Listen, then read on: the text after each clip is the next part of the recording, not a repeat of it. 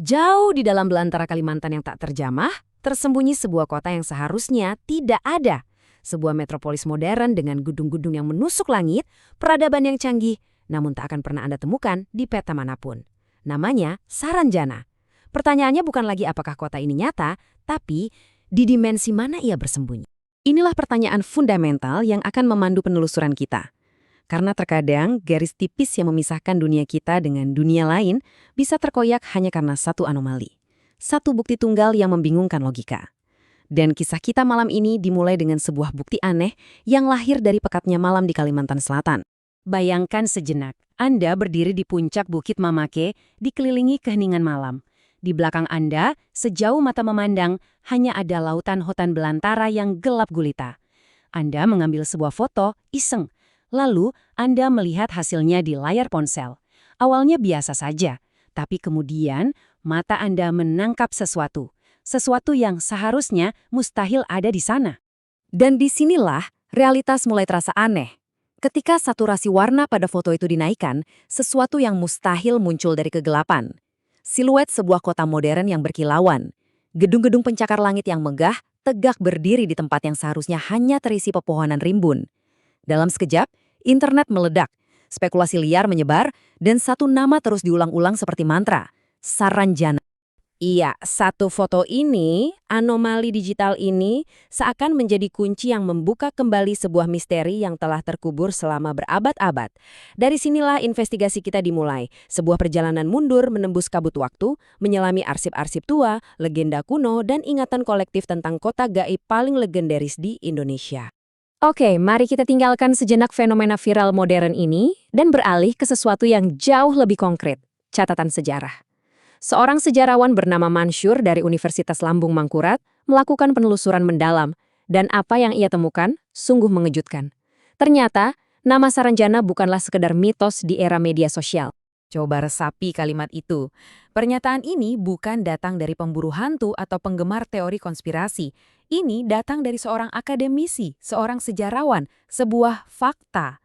Disinilah titik baliknya. Kisah Saranjana bergeser dari cerita pengantar tidur menjadi sebuah investigasi sejarah. Jauh sebelum ada kamera digital, nama Saranjana sudah tertulis dengan tinta di atas peta-peta resmi era kolonial. Ini adalah jejak fisik pertama kita. Lihatlah ini. Tahun 1845 dan 1869. Nama Saranjana atau Saranjana tercatat sebagai sebuah titik geografis yang nyata, sebuah tanjung. Ini adalah bukti tak terbantahkan bahwa tempat itu pernah dikenali secara resmi oleh para kartografer. Namun, fakta ini justru melahirkan sebuah misteri yang lebih besar. Jika lokasinya memang ada di peta, lalu di mana kotanya? Sejarah terdiam di sini. Untuk jawabannya, kita harus beralih dari fakta ke legenda. Untuk menjawab teka-teki itu, kita harus meninggalkan arsip kolonial yang dingin dan berdebu, lalu masuk ke dalam kehangatan cerita rakyat setempat. Masyarakat Kota Baru selama bergenerasi-generasi telah mewariskan sebuah penjelasan supranatural, sebuah kisah tentang asal-usul mengapa Saranjana ada, namun tak kasat mata. Kisah ini berpusat pada seorang raja bernama Raja Pakurindang dari Kerajaan Halimun. Sang raja dikisahkan memiliki dua putra yang tak pernah akur, selalu bertikai memperebutkan kekuasaan. Untuk mengakhiri konflik abadi di antara mereka, sang raja mengambil sebuah keputusan drastis yang akan mengubah takdir tanah itu selamanya. Menurut legenda, inilah asal-usulnya. Satu kerajaan dibagi menjadi dua. Dunia nyata yang bisa kita sentuh, yang diwakili oleh Gunung Sebatung, dan dunia gaib yang tersembunyi. Mitos ini memberikan sebuah keyakinan mendasar. Saranjana itu nyata, tapi ia eksis di dimensi paralel, sebuah gema dari dunia kita. Dan nama kota itu sendiri diyakini merupakan evolusi dari nama sang pendiri, Samburanjana, yang seiring berjalannya waktu menjadi Saranjana. Sekarang mari kita kembali ke dunia logika. Para akademisi mencoba mencari akar dari mitos yang begitu kuat ini dalam peristiwa-peristiwa nyata. Dan dari penelusuran mereka, muncul dua hipotesis utama yang sangat menarik. Dua kemungkinan penjelasan tentang apa sebenarnya Saranjana itu.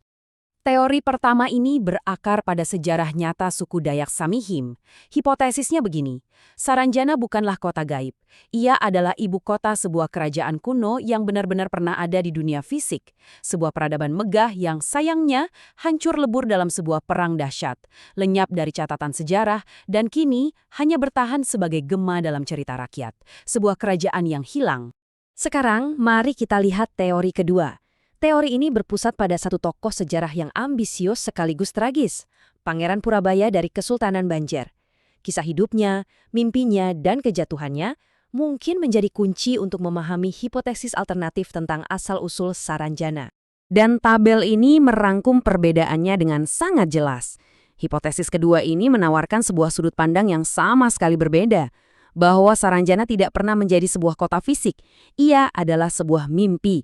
Mimpi Pangeran Purabaya, sebuah visi akan sebuah negara yang maju dan kuat yang ingin ia bangun di pulau laut sebelum pemberontakannya dipadamkan.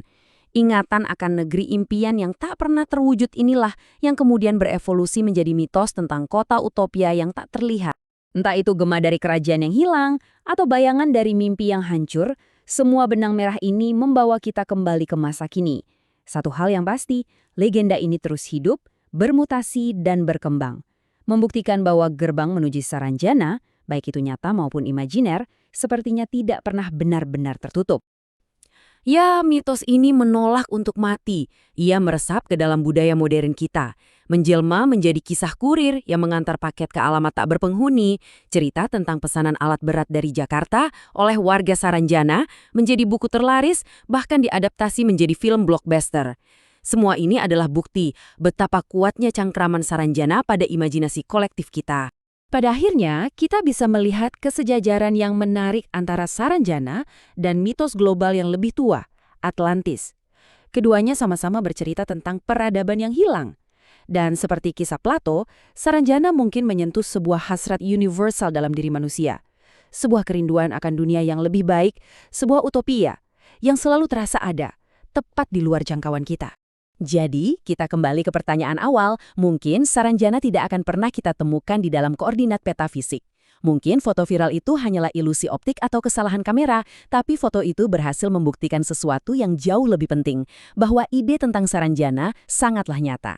Ia adalah sebuah kota yang dibangun bukan dari batu bata dan semen, melainkan dari harapan, ingatan, dan kerinduan yang diwariskan dari satu generasi ke generasi berikutnya. Sebuah tempat yang mungkin tak akan pernah bisa kita kunjungi, tapi akan selamanya ada di dalam wilayah imajinasi kita yang tak terbatas.